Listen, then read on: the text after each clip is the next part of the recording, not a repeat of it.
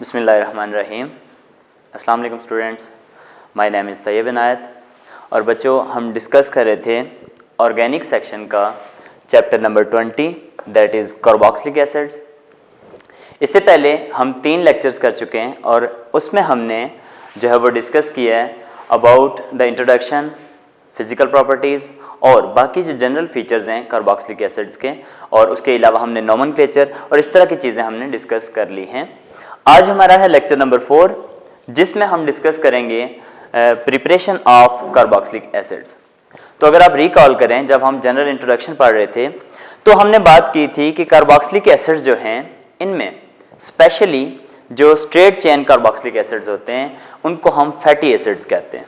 और fatty acids हमने कहा था कि हम इसलिए कहते हैं कि उनको हम एनिमल फैट्स या वेजिटेबल ऑयल्स जो होते हैं उनसे हम हाइड्रोलिसिस के थ्रू डिराइव कर सकते हैं। ठीक है। सो प्रिपरेशन से पहले बाकी जो प्रिपरेटरी मेथड्स हैं उनसे पहले हम ये कह सकते हैं कि नेचुरली हम एनिमल फैट और जो वेजिटेबल ऑयल्स वगैरह हैं उनकी हाइड्रोलिसिस से जो एलिफैटिक कार्बोक्सिलिक एसिड्स हैं उनको हम ऑब्टेन कर सकते हैं।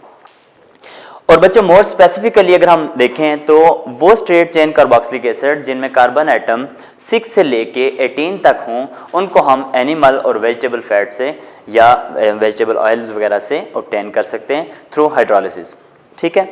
इसके अलावा हमारे पास कुछ केमिकल रिएक्शंस होते हैं, कुछ केमिकल मेथड्स होते हैं जिनके ज़रिए से हम कार्बोक्सिलिक एसिड को प्रिपेयर कर सकते हैं। तो यहाँ हम कुछ मेथड्स को डिस्कस करेंगे। तो सबसे पहला मेथड है यहाँ पे हमारा फ्रॉम ग्रिग्नार्ड रिएजेंट।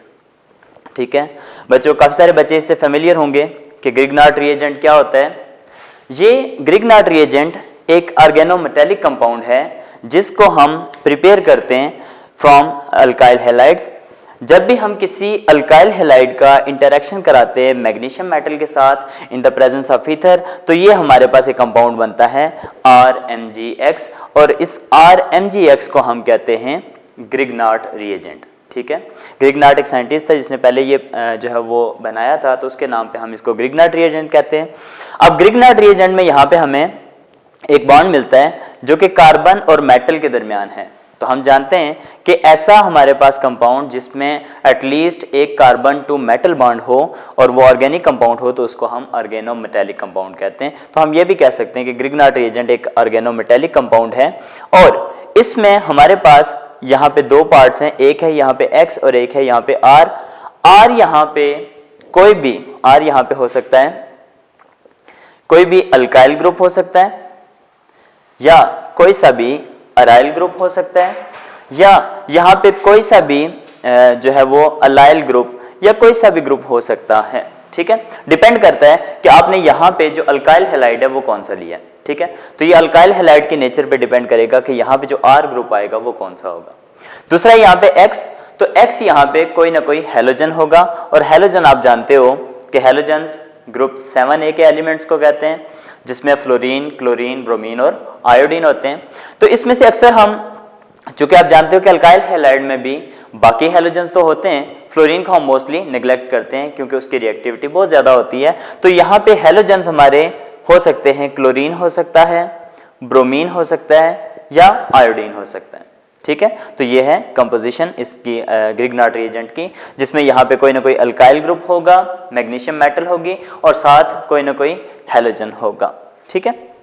ये डिपेंड करेगा, यहाँ पे R और X डिपेंड करते हैं कि आपने यहाँ पे अल्काइल हैलाइड कौन सा लिया है। ठीक। तो इसको हम कहते हैं ग्रिग्नार्ड रिएजेंट। अब इससे हम कार्बोक्सिलिक एसिड को कैसे प्रिपेयर करते हैं, हम इस ग्रिग्नार्ड रिएजेंट का रिएक्शन करवा देते हैं विद कार्बन डाइऑक्साइड, और इस प्रोसेस को हम कार्बोनेशन ऑफ ग्रिग्नार्ड रिएजेंट भी कहते हैं। ठीक है। इस प्रोसेस को हम कह सकते हैं कार्बोनेशन ऑफ ग्रिग्नार्ड रिएजेंट। ठीक है। इसमें हम क्या करते हैं कि जो ग्रिग्नार्ड रिएजेंट है उसका इंटरेक्शन कराते हैं हम कार्बन डाइऑक्साइड के साथ। अब आप जानते हो कि कार्बन डाइऑक्साइड एक पोलर कंपाउंड है। ठीक है। यहाँ पे ये जो बॉन्ड है कार्बन टू ऑक्सीजन ये पोलर होता है, ये पार्शियल नेगेटिव हो जाता है, ये पार्शियल पॉजिटिव है। और यहाँ पे जो कार्बन टू मेटल बॉन्ड है तो यहाँ पे कार्बन ज्यादा इलेक्ट्रोनेगेटिव है एज कंपेयर टू मेटल, तो ये हो जाएगा पार्शियल नेगेटिव और ये है पार्शियल पॉजिटिव। अब ये कार्बन यहाँ पे न्यूक्लियोफाइल के तौर पे एक्ट करेगा और ये यहाँ से इस कार्बन डाइऑक्साइड के कार्बन पे अटैक करेगा। जब ये यहाँ पे अटैक करेगा तो ये जो डबल बॉन्ड है, ये वाला जो इलेक्ट्रॉन्स हैं ये ऑक्सीजन पे शिफ्ट हो जाएंगे और आपके पास ये रिजल्टेंट प्रोडक्ट बनेगी। ठीक है, ये फर्स्ट स्टेप होगा। नेक्स्ट स्टेप में जब हम इसकी हाइड्रोलिसिस करेंगे तो हाइड्रोलिसिस के रिजल्ट में क्या होगा, यहाँ पे ये जो OH है ये MgX के साथ चला जाएगा और ये जो ऑक्सीजन माइनस है O माइनस, ये यहाँ से इस प्रोटॉन को पिक कर लेगा। जब ये O माइनस इस प्रोटॉन को पिक कर लेगा तो ये वाला पार्ट आपका कार्बोक्सिलिक एसिड बन जाएगा और यहाँ पे ये आपके पास साइड प्रोडक्ट आएगी। ठीक है, सो इस प्रोसेस को हम कहते हैं कार्बोनेशन ऑफ ग्रिग्नार्ड रिएजेंट। अब ये दो तरीकों से हो सकता है।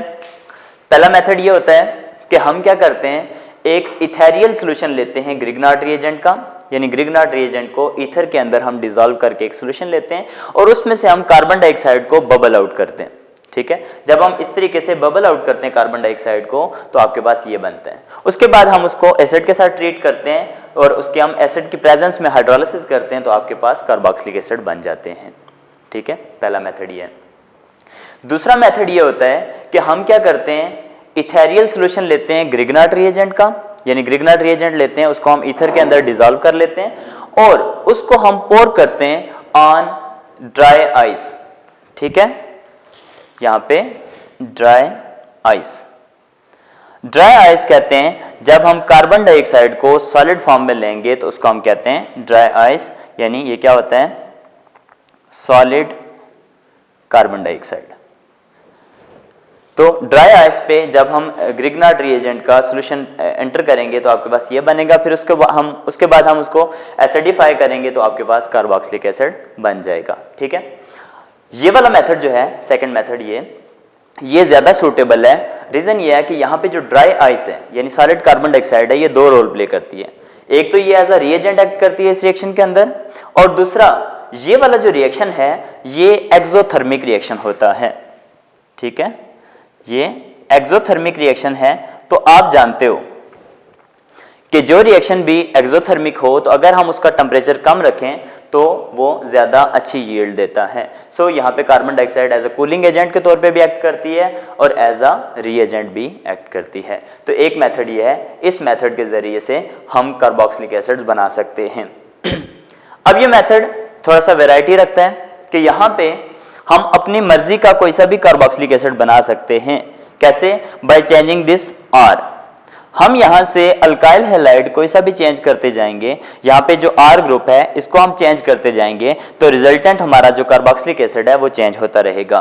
लेट्स सपोज यहाँ पे हम RX की जगह पे अगर ले लें CH3Br, ठीक है, तो फाइनल में यहां से बच्चों पास ऑन करते हुए यहां पे आ जाएगा आपके पास CH3, यहां पे हो जाएगा Br, ठीक है, यहां पे CH3 आ जाएगा और यहां पे Br।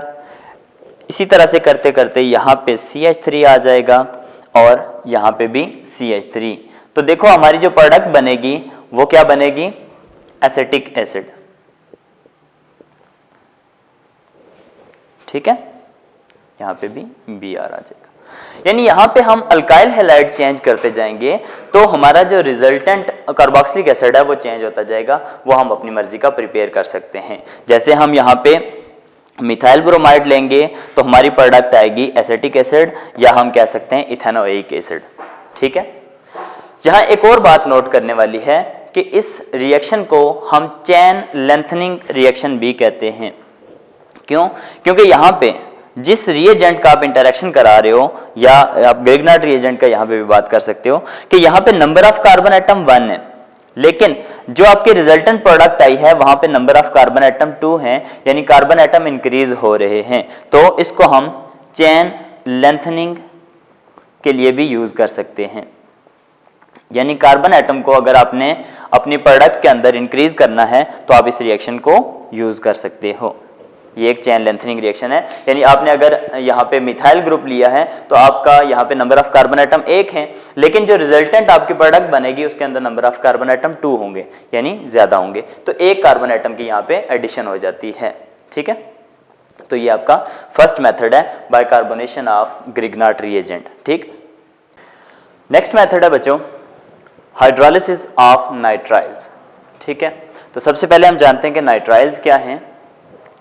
तो नाइट्राइल्स ऐसे ऑर्गेनिक कंपाउंड्स होते हैं जिनके अंदर C triple bond N as a functional group होता है और C ट्रिपल बॉन्ड N असल में सायानो ग्रुप होता है। ठीक है, और इसीलिए हम नाइट्राइल्स को जो कॉमन नेमिंग है उसमें साइनाइड्स भी कहते हैं। ठीक है, तो सबसे पहले हम देखते हैं कि इनको हम प्रिपेयर कैसे करते हैं।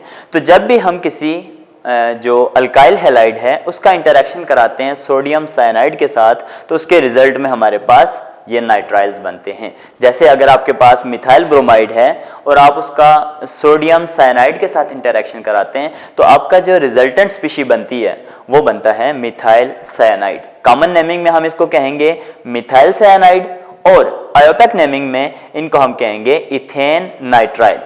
ठीक है, यानी आयोपेक नेमिंग में हम अल्केन नाइट्राइल के तौर पे नेमिंग करेंगे और कॉमन नेमिंग में हम इनको साइनाइड के तौर पे नेमिंग देंगे। और हम क्या करेंगे, जो भी यहाँ पे जो अल्काइल ग्रुप अटैच होगा उसको नाम देंगे और साथ हम साइनाइड लगाएंगे। जैसे यहाँ पे मिथाइल ग्रुप है तो मिथाइल साइनाइड। ठीक है, और आयोपेक नेमिंग में हम इनको अल्केन कहेंगे और साथ नाइट्राइल लगा देंगे। जैसे 2 कार्बन एटम है तो ये हो जाएगा इथेन नाइट्राइल। ठीक है, तो यहां तक हमारे पास नाइट्राइल बन गए। अब नाइट्राइल की हाइड्रोलिसिस से हम कार्बोक्सिलिक एसिड बनाते हैं और हाइड्रोलिसिस आप जानते हो कि वाटर हम ऐड करेंगे। तो यहाँ पे अगर हम हाइड्रोलिसिस ऑफ नाइट्राइल करते हैं तो उसके लिए हम हॉट वाटर यूज करते हैं। तो अगर हम सिर्फ वाटर यूज करें तो ये रिएक्शन इतनी अच्छी यील्ड नहीं देता और वो जो रिएक्शन है वो स्लो होता है। ठीक है, तो इसको हम 2 तरह से यहाँ पे कैटालिस्ट यूज कर सकते हैं। एक हम बेस कैटालाइज्ड रिएक्शन करा सकते हैं, किसी बेस की प्रेजेंस में हम ये रिएक्शन करा सकते हैं, और जो दूसरा रिएक्शन है वो हम करा सकते हैं in the presence of N acid. ठीक है, तो वो हम एसिड की प्रेजेंस में भी ये रिएक्शन करा सकते हैं। दोनों में थोड़ा सा डिफरेंस है। अगर हम बेस कैटालाइज्ड रिएक्शन करवाएं, यानी यहाँ पे हम कैटालिस्ट कोई सी भी बेस यूज करें, तो उसके रिजल्ट में हमारे पास जो प्रोडक्ट आएगी वो आएगा sodium salt of carboxylic acid और साथ हमारे पास अमोनिया आएगा। ठीक है, यानी यहाँ पे हमारे पास जो प्रोडक्ट आएगी वो साल्ट आएगा। ठीक, जैसे अगर आपने इथेन नाइट्राइल लिया तो आपके पास जो प्रोडक्ट आएगी वो सोडियम एसीटेट आएगा और साथ अमोनिया आएगा। ठीक है, ये आपके पास साल्ट है, सोडियम एसीटेट। ठीक है, लेकिन अगर आप एसिड कैटालाइज्ड रिएक्शन कराते हैं तो आपके पास जो प्रोडक्ट आएगी वो कार्बोक्सिलिक एसिड आएगा और साथ अमोनियम क्लोराइड वगैरह आएगा, जैसे अगर आप एसिड HCl यूज करते हो तो। ठीक है, तो दोनों में थोड़ा सा डिफरेंस है, वो हम आगे मैकेनिज्म में देख लेंगे कि अगर हम बेस कैटालाइज्ड रिएक्शन करा रहे हैं तो आपके पास प्रोडक्ट साल्ट आएगा, यानी sodium salt of carboxylic acid. इसको भी हम अगर किसी एसिड से ट्रीट करें तो आपको एसिड ऑब्टेन हो जाएगा। और अगर हम एसिड कैटालाइज्ड रिएक्शन कराते हैं तो उसके रिजल्ट में हमारे पास कार्बोक्सिलिक एसिड आएगा और साथ अमोनियम क्लोराइड वगैरह बनेगा। अब यहाँ बच्चों हमारा जो डिटेल में हम डिस्कस करेंगे वो हमारे जो कोर्स का हिस्सा है वो एसिड कैटालाइज्ड रिएक्शन है। तो एसिड कैटालाइज्ड का आगे हम विद मैकेनिज्म इसको डिटेल से देखते हैं। तो अगर हम एसिड कैटालाइज्ड मैकेनिज्म को देखें तो यहाँ पे डायरेक्ट हमारे पास कार्बोक्सिलिक एसिड नहीं बनते, बल्कि क्या होता है कि पहले स्टेप में हमारे पास जो भी नाइट्राइल है उसकी हाइड्रोलिसिस से ऑब्टेन होता है हमारे पास अमाइड, और फिर चूंकि अमाइड भी हाइड्रोलिसिस की एबिलिटी रखते हैं तो उनकी आगे हाइड्रोलिसिस मजीद कंटिन्यू रहती है और हमारे पास जो प्रोडक्ट आती है वो आती है कार्बोक्सिलिक एसिड और साथ उनके बनता है अमोनियम क्लोराइड। ठीक है, अब ये अमाइड क्या होते हैं, जब कार्बोनाइल ग्रुप के साथ NH2 as a functional group amine group attach हो तो इसको हम अमाइड कहते हैं। और जैसे आपके चैप्टर का नाम है कि carboxylic acid and their functional derivatives, तो ये जो अमाइड है इसको हम कार्बोक्सिलिक एसिड के फंक्शनल डेरिवेटिव्स में लेते हैं। ठीक है, ये कार्बोक्सिलिक एसिड का एक फंक्शनल डेरिवेटिव है। आप जानते हो कि जो कार्बोक्सिलिक एसिड है उसका जो ग्रुप होता है वो यहाँ पे कार्बोनाइल ग्रुप और साथ OH ग्रुप होता है, और अगर हम इस OH ग्रुप को रिप्लेस कर दें NH2 ग्रुप से यानी अमाइनो ग्रुप से, तो ये आपके पास जो प्रोडक्ट बनेगी इसको हम अमाइड कहते हैं। ठीक है, सो जब भी हम हाइड्रोलिसिस करेंगे नाइट्राइल्स की तो इंटरमीडिएट स्टेज पे यहाँ पे अमाइड्स बनेंगे, लेकिन चूंकि हाइड्रोलिसिस कंटिन्यू रहेगी तो कंटिन्यूसली आगे फिर कन्वर्ट हो जाएंगे कार्बोक्सिलिक एसिड में और साथ हमें अमोनियम क्लोराइड वगैरह बनेगा। ठीक है, तो अब आते हैं इस एसिड कैटालाइज जो रिएक्शन है या acid catalyse hydrolysis of nitriles है इसके मैकेनिज्म की तरफ। बच्चों मैकेनिज्म आपको लेंथी लगेगा लेकिन बहुत इंटरेस्टिंग है, सिंपल सा है। हमने सिर्फ और सिर्फ यहाँ पे करानी है हाइड्रोलिसिस और ये हाइड्रोलिसिस हमारी एसिड कैटालाइज्ड हाइड्रोलिसिस है। तो एक कॉमन पॉइंट आपको बता देता हूँ, जब भी इस तरह का मैकेनिज्म आता है जिसमें एसिड को एज अ कैटलिस्ट यूज किया जाता है तो मोस्टली एसिड को हम यूज ही करते हैं फॉर प्रोटोनेशन। ठीक है, तो पहला स्टेप जहां पे भी होगा इस तरह के एसिड कैटालाइज्ड रिएक्शंस में मोस्टली तो वो होगा प्रोटोनेशन। और प्रोटोनेशन ये होती है कि कोई भी स्पीशी जो प्रोटॉन को एक्सेप्ट करने की एबिलिटी रखती है वो प्रोटॉन को एक्सेप्ट करेगी। जैसे अभी हम नाइट्राइल्स की करेंगे तो नाइट्राइल्स में आपके पास सबसे पहला क्या होगा, हमने एसिड को एज अ कैटालिस्ट लिया हुआ है और यहाँ पे H+ आयन होगा, जाहिर सी बात है। तो क्या होगा, अब ये जो नाइट्रोजन होती है जब भी कहीं पे ये 3 बॉन्ड बना रहे हो तो इसके पास लोन पेयर होता है। ठीक है, तो ये अपने लोन पेयर के थ्रू इस प्रोटॉन को पिक कर लेगी और यहां हो जाएगी इसकी प्रोटोनेशन और प्रोटोनेशन से आपके पास ये स्पीशी बन जाएगी। ठीक है, तो स्टेप 1 में होगा प्रोटोनेशन। नेक्स्ट है स्टेप 2 पे आए तो अब देखो यहां पे नाइट्रोजन पे आ गया ट्रू पॉजिटिव चार्ज। ठीक है, और ये पॉजिटिव चार्ज क्यों आया है, due to deficiency of electron, क्योंकि इसके पास जो ये लोन पेयर था ये इसने यूटिलाइज कर दिया है for the acceptance of proton. In electrons को यूटिलाइज करके इसने यहां से प्रोटॉन को पिक कर लिया। अब बच्चों ये वाला बॉन्ड जो था, ये वाला बॉन्ड ऑलरेडी पोलर था क्योंकि ये वाला बॉन्ड था between carbon atom and nitrogen atom. तो आप जानते हो कि नाइट्रोजन ज्यादा इलेक्ट्रोनेगेटिव है एज कंपेयर टू कार्बन। ठीक है, तो अब ये पहले से ही जो है वो पोलर बॉन्ड था, लेकिन अब जो नाइट्रोजन है इस पे आ गया पॉजिटिव चार्ज तो ये ज्यादा इलेक्ट्रोनेगेटिव हो गया। ठीक है, एक इलेक्ट्रोनेगेटिव एलिमेंट पे जब पॉजिटिव चार्ज आता है तो वो ज्यादा इलेक्ट्रोनेगेटिव हो जाता है। तो अब मजीद ये इसकी इलेक्ट्रॉन डेंसिटी खींचेगा तो ये क्या हो जाएगा, पार्शियल पॉजिटिव। अब जब ये पार्शियल पॉजिटिव हो जाएगा तो इस पे कोई सा भी जो है वो कंपाउंड जो एज अ न्यूक्लियोफाइल एक्ट कर सके वो न्यूक्लियोफिलिक अटैक कर सकता है। तो अब यहाँ पे चूंकि सोल्यूशन के अंदर हमारे पास वाटर मौजूद है और आप जानते हो कि वाटर का जो ऑक्सीजन है इसके पास 2 लोन पेयर्स होते हैं, तो ये अपने लोन पेयर को यूज करके एज अ न्यूक्लियोफाइल एक्ट करेगा और ये न्यूक्लियोफिलिक अटैक करेगा इस कार्बन पे।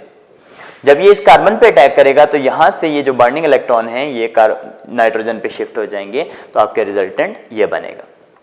ठीक है, तो क्या होगा, ये वाटर मॉलिक्यूल आके इस कार्बन के साथ यूं अटैच हो जाएगा और ये बॉन्ड यहां शिफ्ट होने से नाइट्रोजन की जो वैलेंसी है वो सेटिस्फाई हो जाएगी। लेकिन यहां पे ये बन जाएगा ऑक्सोनियम आयन। ठीक है, ट्राइवेलेंट ऑक्सीजन और फिर उसके ऊपर पॉजिटिव चार्ज हो तो इसको हम कहते हैं ऑक्सोनियम आयन। अब यहाँ पे ये जो ऑक्सीजन है ये डिस्टेबलाइज हो गया है क्योंकि आप जानते हो कि नॉर्मली जो ऑक्सीजन है वो 2 बॉन्ड बनाते हैं, जब 3 बॉन्ड बनाएगा तो वो जाहिर सी बात है यहाँ पे उसने अपने इलेक्ट्रॉन पेयर्स यूटिलाइज कर लिए हैं और इसके पास डेफिशिएंसी ऑफ इलेक्ट्रॉन हो गई तो ये अनस्टेबल हो जाएगा।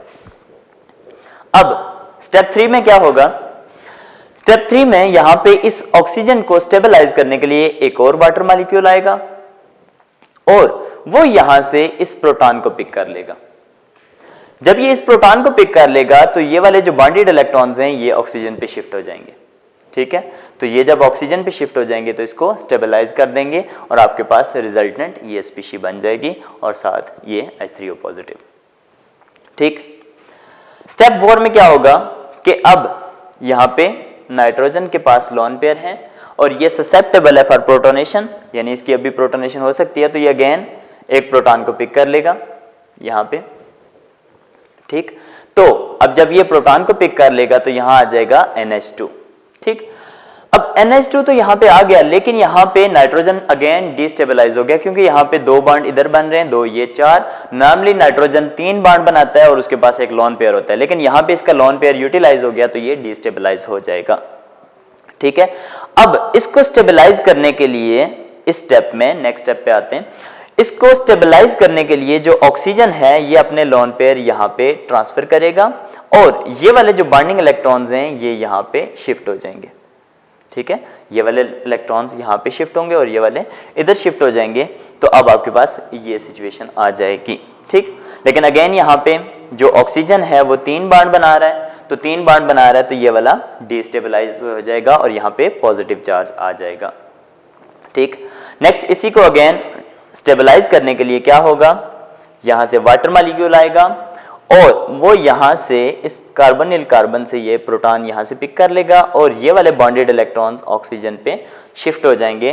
तो आपके पास रिजल्टेंट ये स्पीशी बनेगी और यहाँ पे H3O पॉजिटिव।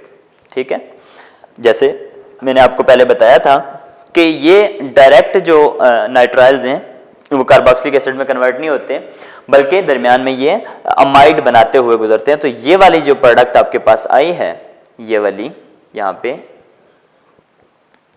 CH3, तो ये आपके पास CH3 C double bond O और NH2 ये बन गया यहाँ पे अमाइड। ठीक है, अब यहाँ पे ये अमाइड बना है, साथ चूंकि एसिड B प्रेजेंट है तो अमाइड के अंदर भी नाइट्रोजन है और ऑक्सीजन है, दोनों जो है वो प्रोटोनेशन की एबिलिटी रखते हैं, लेकिन यहाँ पे ऑक्सीजन ज्यादा जो है वो एबिलिटी रखता है प्रोटोनेशन की। तो ये रिएक्शन यहाँ स्टॉप नहीं होगा बल्कि आगे कंटिन्यूसली चलता रहेगा, हाइड्रोलिसिस अभी मजीद चलेगी। तो क्या होगा, अब अगेन ये जो अमाइड है नेक्स्ट स्टेप के अंदर यहाँ पे ये जो ऑक्सीजन है इसके यहाँ पे लोन पेयर्स होते हैं, तो ये क्या करेगा, ये इस प्रोटॉन पे अटैक करेगा और इस प्रोटॉन को अपने साथ मिला लेगा, यानी यहाँ पे फिर अगेन ऑक्सीजन की प्रोटोनेशन हो जाएगी और प्रोटोनेशन से ये बन जाएगा। ठीक है, अब जब ऑक्सीजन पे यहाँ प्रोटोनेशन हो जाएगी तो अब ये वाला जो बॉन्ड है जो कार्बन और ऑक्सीजन के दरमियान था वो ऑलरेडी पोलर था, क्योंकि ऑक्सीजन ज्यादा इलेक्ट्रोनेगेटिव होती है एज कंपेयर टू कार्बन। तो ये पहले ही पार्शियल नेगेटिव और ये पार्शियल पॉजिटिव था, लेकिन अब एक इलेक्ट्रोनेगेटिव एलिमेंट पे हम पहले भी बात कर चुके हैं कि जब एक इलेक्ट्रोनेगेटिव एलिमेंट पे पॉजिटिव चार्ज आता है तो इट मींस उसकी इलेक्ट्रोनेगेटिविटी मजीद इंक्रीज हो जाती है, वो मजीद जो है वो इलेक्ट्रॉन्स के लिए एबिलिटी रखता है। तो ये जब इलेक्ट्रॉन्स यहाँ से खींचेगा तो ये वाला कार्बन ज्यादा इलेक्ट्रोफिलिक हो जाएगा, यानी पार्शियल पॉजिटिव हो जाएगा। अब ये इलेक्ट्रॉन डेफिशिएंट हो गया है तो यहाँ पे वाटर जैसा एक वीक न्यूक्लियोफाइल भी आके अटैक करेगा, तो ये वाटर यहाँ पे एज अ न्यूक्लियोफाइल अटैक करेगा और ये वाले बॉन्ड्स इधर शिफ्ट हो जाएंगे। यूं ऑक्सीजन भी सेटिस्फाई हो जाएगी और ये वाला वाटर यहाँ पे अटैच हो जाएगा। ठीक है, लेकिन अगेन यहाँ पे देखो, तो अब यहां से यहाँ पे आ जाते हैं। अगेन यहाँ पे देखो तो देखो जो वाटर अटैच हुआ है इसमें ऑक्सीजन एटम 3 बॉन्ड बना रहे हैं। ठीक, तो ये अगेन डिस्टेबलाइज्ड है। अब यहां से बच्चों आपने खुद सोचना है कि ये कैसे स्टेबलाइज कर सकता है अपने आप को। तो क्या होगा, यहां पे 2 स्टेप्स को हम इकट्ठे अगर लिख दें एक ही बारी में, तो देखो पहले क्या होगा, यहां से वाटर मॉलिक्यूल आएगा, इस प्रोटॉन को पिक कर लेगा। ठीक है, ये स्टेप जैसे पहले वाले स्टेप में थोड़ा सा रिपीट हो रहा है तो इसलिए हमने यहां पे इकट्ठे लिख दिए। क्या होगा, यहां पे वाटर मॉलिक्यूल आएगा और इस प्रोटॉन को पिक करेगा। जब ये प्रोटॉन को पिक करेगा तो ये यहां पे स्टेबल हो जाएगा और नेक्स्ट स्टेप में ये जो नाइट्रोजन है ये वाला, ये प्रोटोनेशन इसकी होगी और प्रोटॉन यहां शिफ्ट हो जाएगा। यानी आसान लफ्जों में 2 स्टेप को करने के बाद असल में क्या होगा, यहां से प्रोटॉन निकल जाएगा और यहां पे प्रोटॉन ऐड हो जाएगा। ठीक है बच्चों, इस पॉइंट पे जरूर फोकस कीजिएगा। आप 2 दफा ये स्टेप लिख के फिर कीजिएगा कि पहले आप क्या करेंगे, वाटर से यहाँ पे प्रोटॉन, इसका जो प्रोटॉन है इसको यहाँ से निकालेंगे, ये स्टेबलाइज हो जाएगा। फिर नेक्स्ट स्टेप में ये जो नाइट्रोजन है ये प्रोटॉन को पिक करेगा और प्रोटॉन यहाँ शिफ्ट हो जाएगा। तो आसान लफ्जों में मैं यहाँ पे आपको पाथ बता देता हूँ कि असल में क्या होगा कि यहाँ से ये वाला प्रोटॉन यहाँ शिफ्ट हो जाएगा। ठीक है, 2 स्टेप्स के बाद तो वो जब शिफ्ट हो जाएगा यहाँ पे तो ये वाली सिचुएशन आ जाएगी। अब NH3 एक अच्छा लिविंग ग्रुप है, तो क्या होगा, ये वाले जो ऑक्सीजन के इलेक्ट्रॉन्स हैं ये पुश करेंगे यहाँ पे और इस NH3 को लिविंग ग्रुप के तौर पे यहाँ से रिमूव कर देंगे, निकाल देंगे। तो ये NH3 अमोनिया की फॉर्म में यहाँ पे सेपरेट हो जाएगा और ये आपके पास सिचुएशन आएगी। लेकिन अगेन यहाँ पे क्योंकि ऑक्सीजन ने अपने लोन पेयर्स को यूटिलाइज किया है और यहाँ पे ऑक्सीजन अब 3 बॉन्ड बना रहा है, तो अब ऑक्सीजन डिस्टेबलाइज हो जाएगा, यहाँ पे पॉजिटिव चार्ज आ जाएगा। लेकिन जो अमोनिया साथ बना है, तो आप जानते हो कि अमोनिया एक बेस है और वो इजीली प्रोटॉन को एक्सेप्ट कर सकती है। तो ये क्या करेगी, अब अमोनिया इस ऑक्सीजन को स्टेबलाइज करेगी बाय एक्सेप्टिंग दिस प्रोटॉन। तो ये वाला प्रोटॉन अमोनिया ले जाएगा, तो ये वाले इलेक्ट्रॉन्स ऑक्सीजन पे शिफ्ट हो जाएंगे, तो रिजल्टेंट आपके पास कार्बोक्सिलिक एसिड बनेगा और साथ अमोनियम आयन बनेगा। अब आप जानते हो कि आपने जो एसिड यूज किया था वो HCl यूज किया था, तो HCl के अंदर H पॉजिटिव भी थे और Cl नेगेटिव भी थे। अब ये जो Cl नेगेटिव है ये इस अमोनियम के साथ आ जाएगा और आपका बना देगा अमोनियम क्लोराइड। ठीक है बच्चों, तो ये था mechanism of hydrolysis of nitriles. और ये जो हमने मैकेनिज्म किया है ये हमने किया है एसिड कैटालाइज्ड मैकेनिज्म। ठीक है, तो कंफ्यूज नहीं होना इसमें। ठीक है, आपने क्या देखना है कि जहां पे लॉजिकली इसको देखना है कि कहां पे कोई न्यूक्लियोफिलिक अटैक हो सकता है और कहां पे प्रोटोनेशन हो सकती है। ठीक है, तो यहाँ पे सिंपली क्या है कि कभी प्रोटोनेशन हो रही है कभी डीप्रोटोनेशन हो रही है, तो इसके रिजल्ट में आपके पास जो नाइट्राइल्स हैं वो पहले अमाइड्स में कन्वर्ट होते हैं और फिर अमाइड्स की फर्दर हाइड्रोलिसिस से हमारे पास कार्बोक्सिलिक एसिड्स बन जाते हैं। तो बच्चों यूं आज हमने दो मेथड्स पढ़े हैं, एक पढ़ा है from carbonation of Grignard reagent और दूसरा पढ़ा है हाइड्रोलिसिस ऑफ नाइट्राइल्स जिनके जरिए हम कार्बोक्सिलिक एसिड को बना सकते हैं। ठीक है, यहाँ पे हाइड्रोलिसिस ऑफ नाइट्राइल्स का आपने मैकेनिज्म देखा। तो बच्चों इसको लॉजिकली देखना है कि कहाँ पे प्रोटोनेशन हो सकती है और कहाँ पे प्रोटोनेशन नहीं हो सकती। ठीक है, तो इन मैकेनिज्म से ये आपको लग लेंथी रहा है लेकिन है बहुत इजी, इनसे घबराना नहीं है। आपने सिंपली इसको लॉजिकली लेके चलना है। ठीक है, ऐसे रटा नहीं मारना, रटे मारने से कभी भी मैकेनिज्म आपसे नहीं होगा। आपने इजी वे में देखते जाना है कि कहाँ पे प्रोटोनेशन हो सकती है, कहाँ पे न्यूक्लियोफिलिक अटैक, कहाँ पे फिर कौन सी चीज किस चीज को स्टेबलाइज करेगी। ठीक है, तो इसमें आपने वो एक शेर याद रखना है ये करते हुए कि इरादे जिनके पुख्ता हूँ नज़र जिनकी खुदा पे हो, तलातम खेज मौजों से कभी घबराया नहीं करते। तो केमिस्ट जो लोग हैं यहाँ पे मैकेनिज्म करते हुए आपने घबराना नहीं है, आपने इसको लॉजिकली लेके चलना है। एक बात यहाँ पे बच्चों, दूसरी बात जो आपने नोट करनी है कि आज हमने दो डिफरेंट मेथड्स पढ़े हैं, लेकिन अगर आप उनकी की देखो बेसिकली, तो बेसिकली दोनों मेथड्स में हम कहीं ना कहीं से इनडायरेक्टली अल्काइल हैलाइड्स जो हैं, अल्काइल हैलाइड्स को हम कन्वर्ट कर रहे हैं कार्बोक्सिलिक एसिड में। जैसे यहाँ पे पहले मेथड में हमने क्या किया कि एक अल्काइल हैलाइड लिया और उसका हमने ग्रिग्नार्ड रिएजेंट बनाया और ग्रिग्नार्ड रिएजेंट की कार्बोनेशन से हमने कार्बोक्सिलिक एसिड बनाया। ठीक है, तो बेसिकली हमने स्टार्ट अल्काइल हैलाइड से लिया था। ठीक, नेक्स्ट अगर आप यहां पे बात करो तो नाइट्राइल से हमने जो हाइड्रोलिसिस कराई है, तो देखो नाइट्राइल्स भी किससे बने हैं, अल्काइल हैलाइड से। तो देखो यहां पे भी असल में हमने अल्काइल हैलाइड लिया है, पहले उसका नाइट्राइल बनाया, फिर उससे हाइड्रोलिसिस के थ्रू हम ने कन्वर्ट किया उसको कार्बोक्सिलिक एसिड में। सो इन दोनों रिएक्शंस को आप ऐसे भी कह सकते हैं, ऐसे भी यूज कर सकते हैं कि जब आपको कन्वर्ट करना हो किसी भी अल्काइल हैलाइड को किसी कार्बोक्सिलिक एसिड में।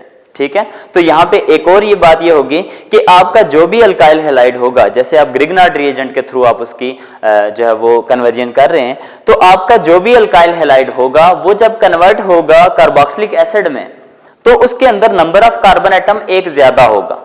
ठीक है, जैसे यहां पे हमने मिथाइल ब्रोमाइड से स्टार्ट किया है जिसके अंदर एक कार्बन एटम है, तो आप देख रहे हो कि आपका जो रिजल्टेंट कार्बोक्सिलिक एसिड आ रहा है उसमें एक कार्बन एटम ऐड हो गया। ठीक है, तो जहां पे भी आपको इस तरह की कन्वर्जन आ जाती है कि आपको जो कार्बोक्सिलिक एसिड बनाना है वो आपके रिएक्टेंट से उसके अंदर जो नंबर ऑफ कार्बन एटम है वो एक ज्यादा हो, तो आप इस मेथड को यूज कर सकते हो।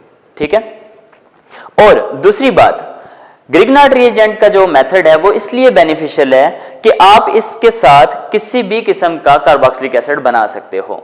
फॉर एग्जांपल, अगर आपको कोई एरोमेटिक कार्बोक्सिलिक एसिड बनाना है तो आप यहाँ पे कोई सा भी एरोमेटिक अल्काइल हैलाइड ले सकते हैं। आप एरोमेटिक अल्काइल हैलाइड लें, उसका आप ग्रिग्नार्ड रिएजेंट बनाएं और फिर आगे आप कन्वर्जन इस तरह से कार्बोनेशन से आप कार्बोक्सिलिक एसिड में उसको कन्वर्ट कर सकते हैं। इसके अलावा आप कोई साइक्लिक जो है वो ग्रुप ऐड करना चाहते हैं यहाँ पे R की जगह, तो आप यहाँ पे कोई सा भी अल्काइल हैलाइड ऐसा लें जिसमें कोई साइक्लिक ग्रुप हो और उससे आप कन्वर्जन, यानी आप वैरायटी ऑफ कार्बोक्सिलिक एसिड इससे बना सकते हो बाय चेंजिंग अल्काइल हैलाइड। जैसा आप अल्काइल हैलाइड के अंदर अल्काइल या अराइल ग्रुप रखोगे आप यहाँ पे उसको कार्बोक्सिलिक एसिड में यहाँ पे देखेंगे। ठीक है, सो ये आपने दोनों मेथड्स में आप सिंपली ये कह सकते हैं कि आज जो हमने किया है वो असल में कन्वर्जन की है from alkyl halide to carboxylic acids. वमा अलैना इल्लल बलाग।